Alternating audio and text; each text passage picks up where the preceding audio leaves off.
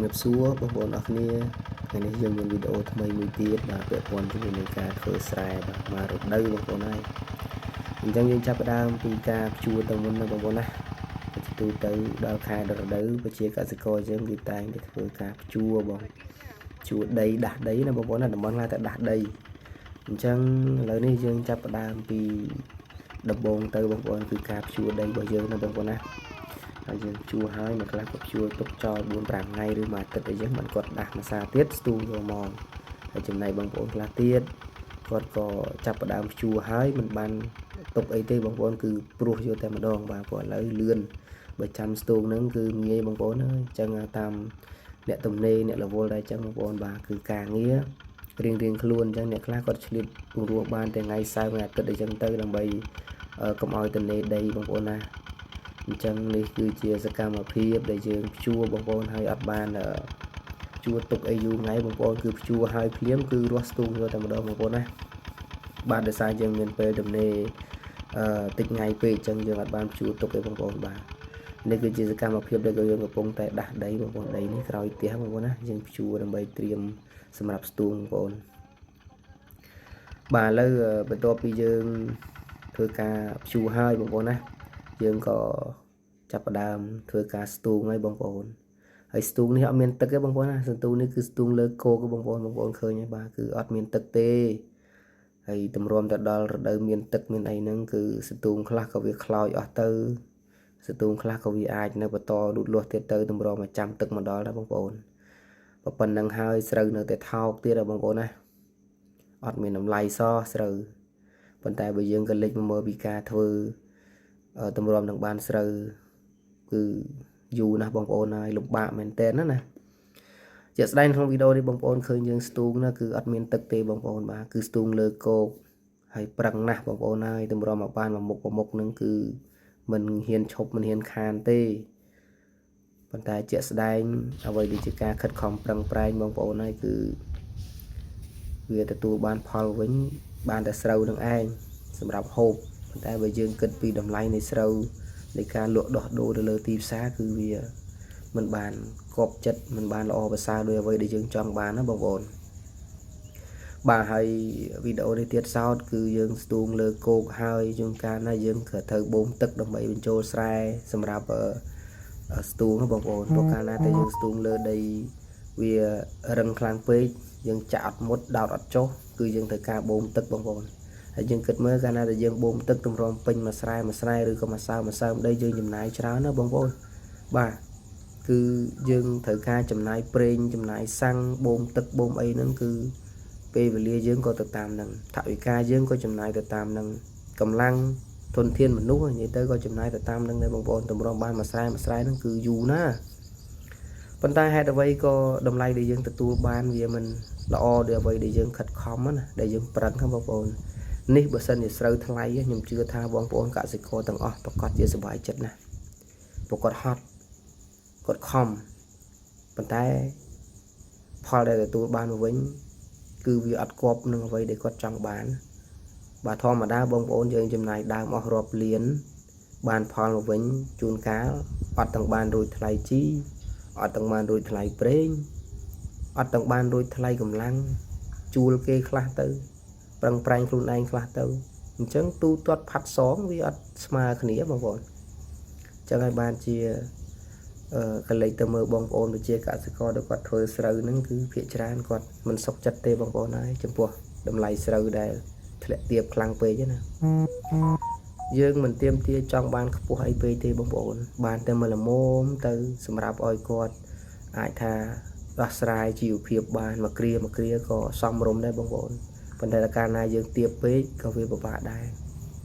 អញ្ចឹងបងប្អូនកលេចមើលតែវីដេអូនេះទៅបាទតម្រាំតែយើងដោតបានមកតំណោតចាប់ផ្ដើមពីការភ្ជួរចាប់ផ្ដើមពីការស្ទូងរហូតតម្រាំដល់តែយើងប្រមូលផលហ្នឹងគឺយូរណាបងប្អូនជាច្រើនខែណាបងប្អូនណាហើយមិនមែនស្ទូងមួយថ្ងៃពីរថ្ងៃហើយទេបងប្អូនអើយហើយបើសិនតែស្រូវពង្រោះទៅក៏រាំងគូសមដែរយើងអាចលឿនតែពេលលឿនបងប្អូនអញ្ចឹងឥឡូវបន្ទាប់ពីបាទការចំណាយពេលដែលយើងស្ទូងអស់ជាច្រើនសប្តាហ៍មកហើយយើងក៏ឈានចូលដល់ស្រូវរបស់យើងបងប្អូនបាទគឺវាបានលូតលាស់ខ្លះហើយបាទហើយនេះ ជាស្រូវដែលយើងពង្រោះបងប្អូនមកខាងស្ទូងមកខាងពង្រោះបងប្អូនណាគឺទិន្នផលនឹងការលូតលាស់ហ្នឹងវាក៏ខុសគ្នាដែរបងប្អូនវាអត់ដូចគ្នាទេបាទស្ទូងវារឹងល្អជាងពង្រោះវាមិនសូវជាល្អហ្មងបងប្អូននេះគឺជាស្រូវពង្រោះណាវាអត់សូវល្អហ្មងទេគឺឆេកឆតទេវាអត់ពេញសាច់ដូចយើងស្ទូងបងប្អូនបាទហើយឥឡូវយើងមើលទៅបាទតម្រាំតែចំណាយពេលពីស្ទូងមកតម្រាំបានផលប៉ុណ្ណឹងមិនមែនតិចខែណាបងប្អូនច្រើនខែណាច្រើនសប្តាហ៍អធិស្ឋានបាទច្រើនសប្តាហ៍មិនមែនច្រើនខែទេអញ្ចឹងយើងគិតមើលតាំងពីស្ទូងរហូតមកដល់តម្រាំស្រូវបានលូតលាស់ប៉ុណ្ណឹងយើងចំណាយពេលជាច្រើនសប្តាហ៍មកហើយអញ្ចឹងឥឡូវបងប្អូនឃើញស្រូវជាក់ស្ដែងណាបងប្អូនណាល្អគួរសមដែរសម្រាប់ការស្ទូងបាទឥឡូវយើងទស្សនាទាំងអស់គ្នាបន្តទៀតបងប្អូនណានេះគឺជាវីដេអូដែលខ្ញុំរៀបរាប់ពីការធ្វើស្រូវមួយរដូវពេញណាបងប្អូនហើយស្រូវនេះគឺជាប្រភេទស្រូវវស្សាបងប្អូនមិនមែនស្រូវប្រាំងឬក៏តំបន់ដែលធ្វើស្រូវបាន2 3រដូវអីទេបងប្អូនមែនទេណានេះគឺជារដូវវស្សាដែលខ្ញុំធ្វើតែមួយរដូវពេញទេបងប្អូនសម្រាប់តែរដូវវស្សាទេអញ្ចឹងស្រែរបស់យើងវាទទួលបានផលមិនសូវល្អទេបងប្អូនឃើញក្នុងនេះដោយសារស្មៅច្រើនណាបងប្អូនណាដោយសារអត់ទឹកដែរបងប្អូនហើយពាក់ព័ន្ធទៀតសតប្រឈមមុខនៃការធ្វើស្រែហ្នឹងគឺបងប្អូនដឹងស្រាប់ហើយគឺបញ្ហាស្មៅនិងការអត់ទឹកបងប្អូនណាជាទូទៅគឺទឹកតែមិនគ្រប់គ្រាន់ស្រូវចប់ហើយបងប្អូនអើយឥឡូវបងប្អូនឃើញវីដេអូនេះគឺស្រូវយើងអត់មានទឹកគ្រប់គ្រាន់ណាបងប្អូនបាទបន្ទាប់ពីយើងទស្សនាវីដេអូដែលយើងចាប់ពីដំណើរការនៃការភ្ជួររហូតជាដូចជាស្រូវរបស់យើងលូតលាស់បានជាច្រើនសប្តាហ៍បងប្អូនឥឡូវយើងមកដល់ស្រូវរបស់យើងចាប់ផ្ដើមបង្ហាញសម្រស់បងប្អូនណាបាទបង្ហាញផ្លែបង្ហាញក្លិនជាសាយពេញស្រែបងប្អូនបាទគឺគេហៅថារដូវស្រូវចិត្តទុំបងប្អូនគឺក៏អូបក្លិនស្រូវបងប្អូនហើយគឺពេលរដូវហ្នឹងបើយើងដើរកាត់ស្រែគឺក៏អូបឈ្ងុយបងប្អូនបាទហើយបន្ទាប់ពីយើងបាទទស្សនាវីដេអូនៃស្រូវរបស់យើងបានបង្ហាញសម្រស់រួចហើយយើងក៏ចាប់ផ្ដើមដល់ការប្រមូលផលបងប្អូនបាទស្រូវរបស់យើងគឺយើងច្រូតដៃបងប្អូនគឺអត់បានច្រូតម៉ាស៊ីនទេដោយសារតែស្រូវរបស់យើងវានៅរាងក្នុងទី1វាអត់ទាន់មានម៉ាស៊ីនចូលទៅដល់ហើយទី2ស្រូវរបស់យើងវាអញ្ចឹងបានថាវាស្មៅច្រើនណាបងប្អូនអញ្ចឹងក៏យើងសម្រេចចិត្តតែយើងច្រូតដៃទៅបងប្អូនហើយបងប្អូនអាចពិចារណាបានចាប់ពីដំណើរការនៃការភ្ជួរក៏ដូចជាស្រូវដែលយើងបានចិញ្ចឹមថែរក្សាឲ្យវាលូតលាស់បានល្អមានទឹកមានជីមានអីយ៉ាងទៅរហូតដល់ស្រូវយើងចេញផ្លែរហូតដល់ឥឡូវយើងប្រមូលផលទៀតបងប្អូនបើយើងគិតពីដំណាក់កាលទាំងអស់នេះស្រូវរបស់យើងខ្ញុំគិតថាមិនគួរនឹងថ្លៃមិនគួរនឹងថោកទេបងប្អូនគួរតែមានតម្លៃឲ្យវាថ្លៃមិនថាថ្លៃអាចថាថ្លៃខ្លាំងពេកទេគឺសមរម្យđểទទួលយកបានណាបងប្អូនប៉ុន្តែជាក់ស្ដែងអ្វីគឺខុសពីការរំពឹងទុកណាបងប្អូនណាបាទហើយបងប្អូនឃើញទៅច្រូតឲ្យត្រូវហាលចោល 4-5 ថ្ងៃតម្រុំបានយើងយកមកបោកចំនួនយើងបោក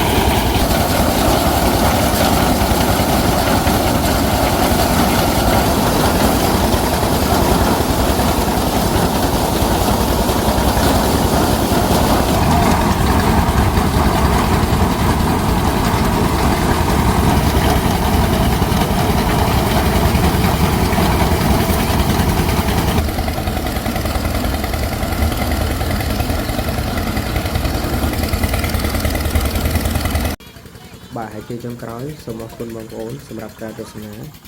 និងសូមជួយ Subscribe Channel ខ្ញុំបាទអ្នកមួយផងហើយយើងជួបគ្នានៅក្នុងវីដេអូក្រោយទាំងអស់គ្នាអរគុណសូមជម្រាបលា